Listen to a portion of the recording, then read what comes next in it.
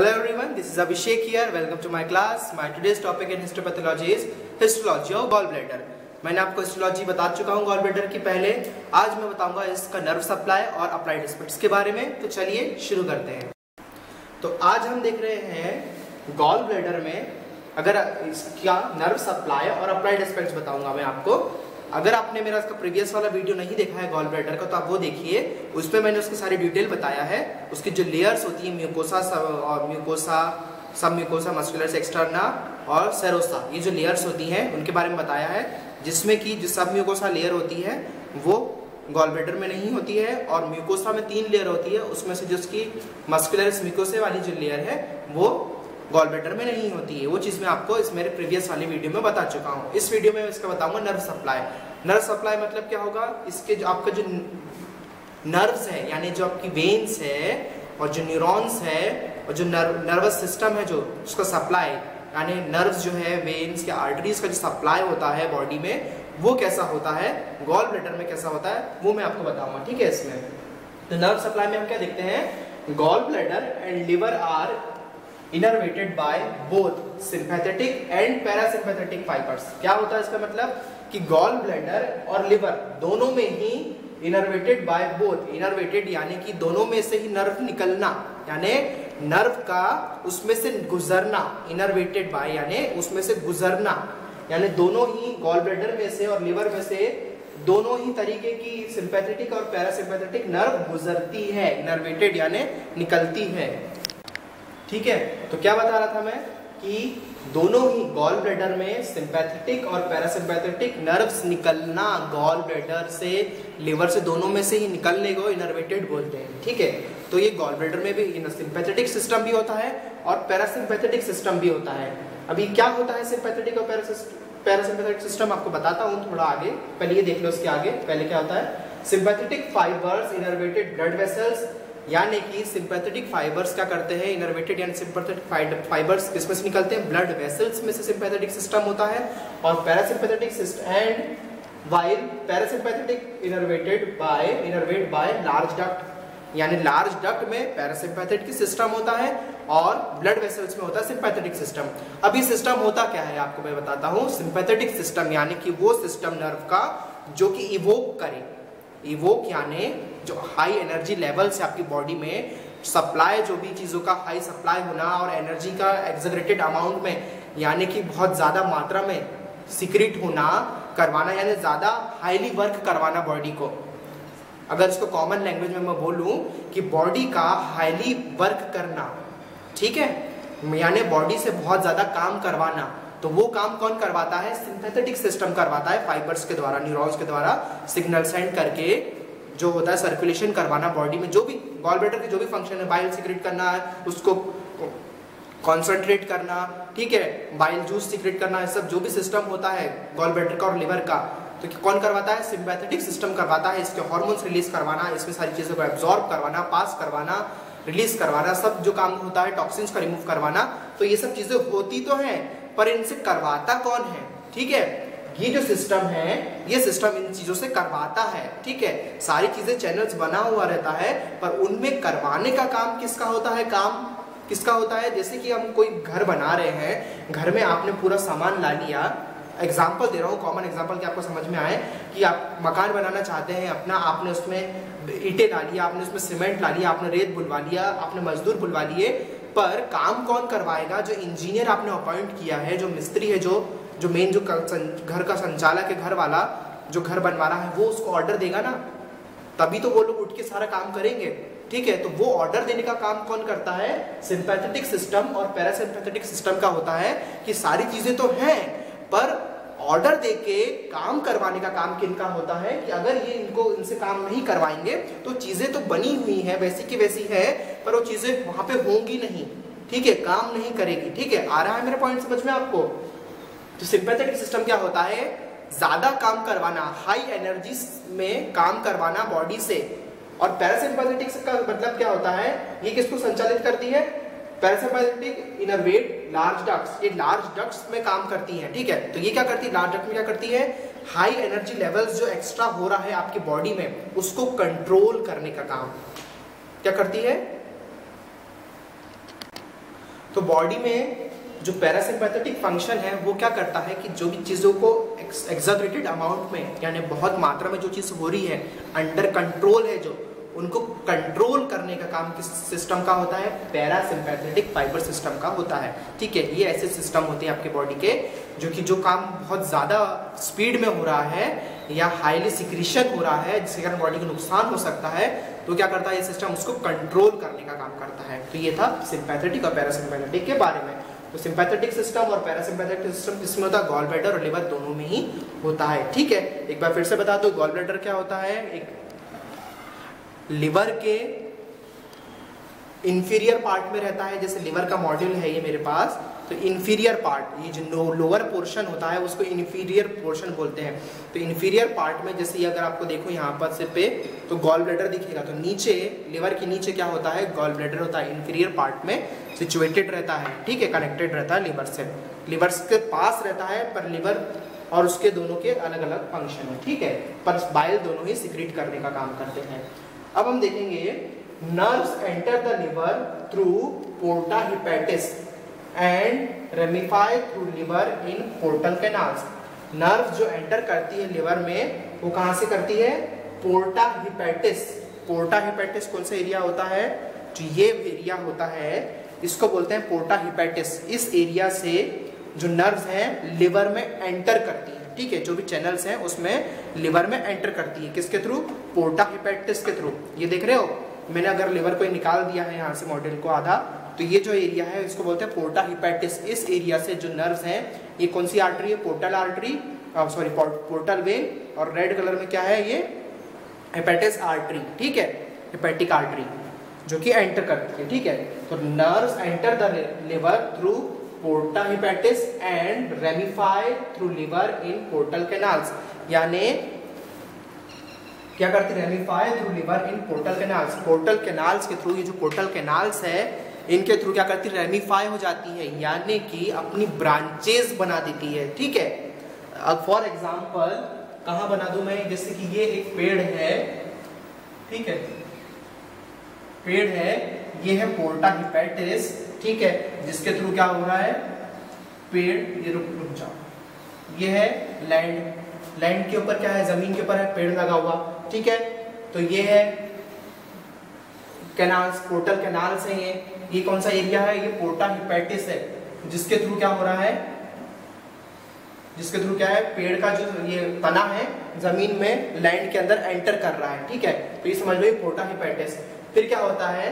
पोर्टा hepatis and ramify through liver in portal canals. तो ये क्या है? पोर्टल कैनाल्स है, इनके थ्रू क्या होता है? ये रेमिफाई करता है अंदर। रेमिफाई यानी अपनी ब्रांचेस को फैला देता है लिवर में। ठीक है, यानी कि इस जगह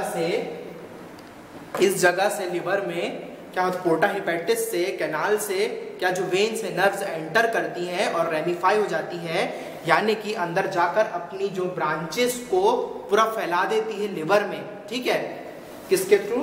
पोर्टल कैनाल्स के थ्रू क्या करती है? अपनी पूरी ब्रांचेस को लिवर में फैलाने का काम करती है। ठीक है, आ गया समझ में कॉन्सेप्ट? अब हम आगे देखेंगे इसके अप्लाइड एस्पेक्ट्स। क्या देखेंगे हम? इसके applied aspects.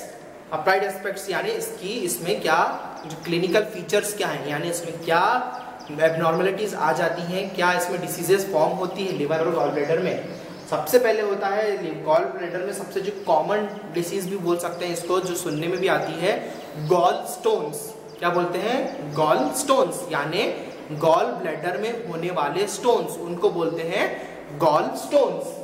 Since gall bladder concentrates bile, यानी कि गॉल ब्लैडर क्या बनाता है?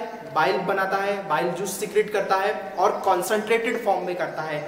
यानी कि कॉन्सेंट्रेटेड फॉर्म में कैसे कि उसका गाढ़ा जो फॉर्म रहता है, डेंस फॉर्म, यानी कि अगर आपने दूध को उबाला और दूध को उबाल के हम गाढ़ा करके उसको बना देते ना, क्या बन जाती है? रबड़ी बन जाती है दूध की। उस तरीके से क्या होता है, ये भी क्या करता है, जो बाइल रहता है, बाइल में से इसके जो अंदर सेल्स रहते हैं, एपिथेलियम सेल्स, वो क्या करते हैं? एब्जॉर्ब कर लेते हैं वाटर को। ठीक है, और वाटर को, जो बाइल जूस में से वाटर को एब्जॉर्ब करके और उसका जो डेंस जो मटेरियल बचता है, लिक्विड मटेरियल, वो उसको सिक्रेट करते हैं, तो बाइल जूस वैसे निकलता है। ठीक है, तो क्या होता है जब गॉल ब्लैडर क्या करता है, कॉन्सेंट्रेट बनाता है बाइल का, sum of it constitutes precipitate to form gallstone। तो सब कुछ उसमें क्या होते हैं, नीचे जम जाता है बाइल में से कुछ प्रेसिपिटेट, यानी जो उसमें जो सब्सटेंस रहते हैं नीचे जम जाते हैं और क्या बनाते हैं, कॉन्सेंट्रेट होने के कारण, उसमें से वाटर रिमूव होने के कारण वो गाढ़ा फॉर्म में हो जाता है और उसके जो प्रेसिपिटेट क्या बनाते हैं, गॉल स्टोन्स बना देते हैं। उस उनका जिसके अंदर सब्सटेंस मौजूद है उसका ही वो क्या बन जाता है, ज्यादा कॉन्सेंट्रेट होने के कारण स्टोन फॉर्म हो जाता है अंदर, यानी पत्थर बन जाते हैं गॉल के, गॉल ब्लैडर के अंदर जो पत्थर फॉर्म होते हैं, इसलिए उसको गॉल स्टोन्स बोलते हैं। Constitute precipitate to form gall stones not contain calcium. अब इसमें एक बात ध्यान रखना, इसमें कैल्शियम नहीं होता है। ज्यादातर बॉडी में जो स्टोन होते हैं वो कैल्शियम से बनते हैं, जो कि किडनी में होते हैं। क्यों बनते हैं किडनी में? क्योंकि किडनी क्या करती है, फिल्ट्रेशन का काम करती है, ब्लड फिल्ट्रेशन का, प्यूरिफिकेशन का काम करती है और उसके थ्रू क्या निकलता है, यूरिन पास होती है। तो यूरिन जब निकलती है तो उसमें क्या होता है, कैल्शियम भी निकलता है बाहर आपकी बॉडी से, जो भी कैल्शियम सीक्रेट हो रहा है, ठीक है। तो कैल्शियम, अगर एक्स्ट्रा कैल्शियम क्या है आपकी बॉडी में, अगर आपने कुछ ऐसा इनटेक ले रहे हो बाहर से, या आपने कोई ऐसा ऐसी जगह पे रह रहे हो जहाँ पे वाटर में ज़्यादा कैल्शियम लेवल है, तो बॉडी क्या करती है, उसको डाइजेस्ट नहीं कर पाती है और अपनी बॉडी से एक्सक्रीट करने का काम करती है। और एक्सक्रीट करने के थ्रू क्या होता है, जो एक्स्ट्रा कैल्शियम रहता है वो किडनी में जम जाता है, किडनी में जम जाता है और जमने के कारण क्या होता है, किडनी में स्टोन्स बन जाते हैं। इसलिए बोल रहा हूँ मैं, क्योंकि स्टोन्स 2-3 प्रकार के होते हैं, ठीक है। और इस स्टोन में, गॉल ब्लैडर के स्टोन में क्या होता है, कैल्शियम नहीं होता है, क्योंकि इसमें सिर्फ क्या होता है, ओनली एंड ओनली बाइल के जो प्रेसिपिटेट हैं उसके द्वारा जो स्टोन बनता है उसको बोलते हैं गॉल स्टोन, और उसमें कैल्शियम प्रेजेंट नहीं रहता है। इतनी चीज हो गई क्लियर। अब आगे बढ़े।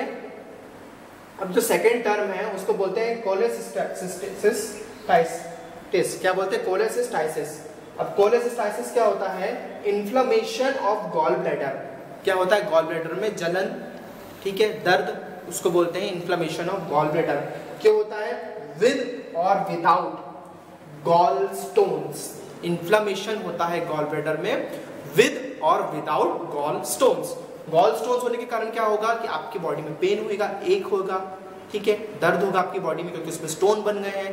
पर क्या होता है इस स्थिति में, कोलेसिस्टाइसिस में क्या होता है कि विद और विदाउट, या तो गॉल ब्लैडर के साथ या विदाउट गॉल ब्लैडर के साथ के होते हुए भी क्या होता है, गॉल ब्लैडर में पेन होता है, इन्फ्लेमेशन होता है। क्यों होता है, there is pain in right hypochondrium with dyspepsia. क्या होता है, पेन होता है हाइपोकॉन्ड्रियम में विद डिस्पेप्सिया। अब हाइपोकॉन्ड्रियम कौन सा एरिया होता है, बॉडी में के चैनल्स में एरिया डिवाइड होता है, ठीक है, मैं आपको बताता हूं। तो मैं क्या बता रहा था आपको, मैंने इसलिए लाया है क्योंकि मैं आपको जो आपकी बॉडी के रीजन्स बताने के लिए लाया हूँ, ठीक है, कि आपकी बॉडी में कौन कौन से रीजन्स, यानी कि जो डिवाइड रहती है आपकी बॉडी, कौन से रीजन को, किस एरिया को क्या बोलते हैं, ठीक है। साइंटिफिक टर्म जो इनके रहते हैं, बायोलॉजिकल टर्म्स, उनको क्या बोलते हैं, ताकि आप समझ पाओ, ठीक है। तो हम क्या पढ़ रहे हैं, कोलेसिस्टाइसिस में क्या होता है, इन्फ्लेमेशन होता है गॉल ब्लैडर में विद और विदाउट गॉल स्टोन्स, ठीक है, ये चीज आपको क्लियर हो गई थी। There is pain in right hypochondrium. Right hypochondrium में क्या होता है, पेन होता है। अब हाइपोकॉन्ड्रियम क्या होता है, राइट हाइपोकॉन्ड्रियम कौन सा एरिया होता है, राइट यानी कि सीधा एरिया, हाइपोकॉन्ड्रियम यानी कि ये वाला हिस्सा, राइट हाइपोकॉन्ड्रियम। यहाँ पे देयर इज 9 डिवीजन, यानी कि 9 तरीके के डिवीजन होते हैं आपके पूरे, यहाँ से लेके चेस्ट से लेके एब्डोमेन कैविटी तक, यहाँ से लेके यहाँ तक 9 डिविजन्स होते हैं। देयर आर 9 डिविजन्स, और उन 9 डिविजन्स में जो एक डिवीजन होता है बॉडी का, यानी 3-3 के सेगमेंट में रहते हैं, ऊपर 3 सेगमेंट, नीचे 3 सेगमेंट और यहाँ लोअर में 3 सेगमेंट।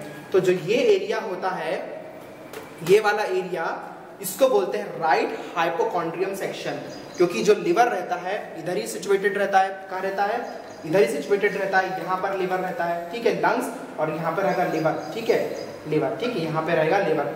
ये राइट हाइपोकॉन्ड्रियम जो एरिया है, उधर क्या रहेगा, पेन होता है, क्योंकि क्या होता है, किस कारण होता है, कोलेसिस्टाइसिस के कारण होता है। क्या होता है, कोलेसिस्टाइसिस के कारण यहाँ पे पेन होता है। तो इसको बोलते हैं राइट हाइपोकॉन्ड्रियम।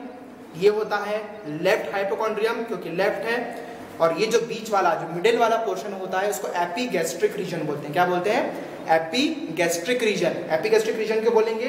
क्योंकि यहाँ से क्या आएगा? इसोफेगस आएगा। इसोफेगस कहाँ तक? यहाँ तक रहता है और यहाँ से स्टमक चालू हो जाता है, स्टमक वाला एरिया, ठीक है। इसलिए यहाँ पे क्या गैस्ट्रिक जूसेस रिलीज होते हैं, यहाँ पे क्या गैस्ट्रिक जूसेस रिलीज होते हैं, है ना, जो स्टमक रिलीज करता है, इसलिए इसको बोलते हैं एपिगैस्ट्रिक रीजन। क्या बोलते हैं? बीच वाला जो मिडिल वाला एरिया है, यहाँ पे स्टर्नम है, ये है एपिगैस्ट्रिक रीजन, ये है लेफ्ट हाइपोकॉन्ड्रियम रीजन, और ये है लेफ्ट हाइपोकॉन्ड्रियम रीजन, ये है राइट हाइपोकॉन्ड्रियम रीजन, ठीक है।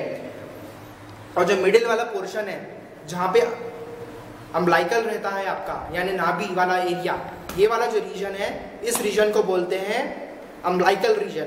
ये जो रीजन है आपका, ये रीजन है एपिगैस्ट्रिक रीजन, ये है राइट हाइपोकॉन्ड्रिक रीजन, और ये है लेफ्ट हाइपोकॉन्ड्रिक रीजन, ठीक है। और बीच में है एपिगैस्ट्रिक रीजन, ठीक है। इतना हो गया। अब यहाँ से ये वाला जो रीजन आएगा, बीच वाला मिडिल वाला, इसको बोलते हैं अम्बलाइकल रीजन, ठीक है। कौन सा बोलते हैं? Umbilical region. ये है, और ये है राइट लुम्बार रीजन, और ये है लेफ्ट लुम्बार रीजन। क्या बोलते हैं? राइट लुम्बार रीजन और लेफ्ट लुम्बार रीजन। ये कौन सा है? Umbilical region. अब यहाँ तक हो गया, अम्बलाइकल रीजन हो गया। अब नीचे जो पोर्शन आएगा, ये वाला पोर्शन जो अम्बलाइकल के नीचे आएगा, यानी मेरी नाभि के नीचे, ये वाला रीजन, ठीक है, ये वाला रीजन जिसमें आपका एब्डोमेन रहता है, ठीक है, जहाँ पे ब्लैडर रहता है और जेनिटल ऑर्गन्स रहते हैं। कहाँ रहता है? ब्लैडर और जेनिटल ऑर्गन्स, जेनिटल ऑर्गन्स या रिप्रोडक्टिव ऑर्गन्स रहते हैं, ठीक है, वो वाला एरिया। तो वो इधर जो एरिया रहेगा, ये वाला एरिया, इस एरिया को बोलेंगे हाइपोगैस्ट्रिक रीजन। क्या बोलेंगे? हाइपोगैस्ट्रिक रीजन, जहाँ पे कि गैस्ट्रिक जूसेस रिलीज नहीं होते हैं, इसलिए बोलते हैं हाइपोगैस्ट्रिक रीजन, ठीक है, हाइपोगैस्ट्रिक रीजन। और ये वाला पोर्शन है, इसको बोलेंगे राइट इलियक रीजन, और ये है लेफ्ट इलियक रीजन। अब इलियक रीजन क्यों बोलते हैं इसको? क्योंकि ये जो इलियक बोन होती है, क्या कौन सी बोन है? ये इलियक बोन है ना। इलियक बोन, मैंने बोन मेरो एस्पिरेशन में आपको बोन बताया था, जहाँ पे इलियक बोन से क्या करते हैं? एस्पिरेट करते हैं, बोन मेरो एस्पिरेट करते हैं। तो इसलिए ये रीजन को इलियक रीजन बोलते हैं। क्या बोलते हैं? Iliac region. ये सब चीजें आपको पता होना चाहिए, तभी अगर आप ये सब चीजें पढ़ोगे, जैसे कि मैंने आपको यहाँ पे बता दिया भाई, पेन होता है राइट हाइपोकॉन्ड्रियम रीजन में। अब जिसको नहीं पता हाइपोकॉन्ड्रियम क्या होता है, राइट हाइपोकॉन्ड्रियम रीजन क्या होता है, ये नहीं पता, तो कैसे पहचानेगा कि कहाँ पेन हो रहा है? मैंने तो बता दिया, आपने सुन लिया और याद कर लिए, पर आपको मैं विजुअलाइज करके चीजों को दिखा के इसलिए बता रहा हूँ ताकि आपको अच्छे से चीजें डीप में याद होने पाए, ठीक है, समझ में आने पाए। ये नहीं कि आपने तुरंत पढ़ा, समझ में आया, फिर भूल गए, हमेशा के लिए याद होने पाए। इसलिए मैं आपको सारी चीजों को अच्छे से एक्सप्लेन करना चाहता हूँ। रीजन समझ में आ गए। अब जो हमारा बाकी का आगे का पॉइंट है, ठीक है, तो अब मैंने आपको रीजन्स बता दिया हूँ बॉडी के कौन कौन से रीजन होते हैं। और लास्ट पॉइंट जो हमारा बचा है वो है हाइपोकॉन्ड्रिक रीजन में पेन होता है विद डिस्पेप्सिया। डिस्पेप्सिया का क्या होता है? डिस्पेप्सिया यानी इनडाइजेशन, खाने का पचना जो अच्छे से नहीं हो पाता है, इनडाइजेशन होता है, उसको बोलते हैं डिस्पेप्सिया। डिस्पेप्सिया में इंडाइजेशन होता है, डिस्कम्फर्ट होता है, नॉजिया होता है, बर्पिंग या नॉजिया यानी उल्टी जैसा लगना, चक्कर जैसा आना, डिस्कम्फर्ट होना, अनइजीनेस लगना, बर्पिंग यानी डकार आना, इस तरीके की चीजें क्या होती है? डिस्पेप्सिया में होती है, ठीक है। तो ये था आज हमारा जो पूरा पार्ट है, किसका? डाइजेस्टिव सिस्टम का, एलिमेंट्री कैनाल का पूरा पार्ट हमारा कंप्लीट होता है। इसमें मैंने आपको पूरा एलिमेंट्री कैनाल के पूरे सिस्टम बताया हूँ। उसके बाद जो गॉल ब्लैडर, लिवर बताया हूँ, गॉल ब्लैडर बताया हूँ, गॉल ब्लैडर के मैंने सबको सारी चीज़ें बता दिया हूँ, नर्व सप्लाई बताया हूँ, और नर्व सप्लाई के बाद मैंने आपको इसमें अप्लाइड एस्पेक्ट्स बताया हूँ। इस तरीके से पूरा जो पोर्शन एलिमेंट्री सिस्टम का, डाइजेस्टिव सिस्टम का पूरा यहाँ पे कंप्लीट होता है आज।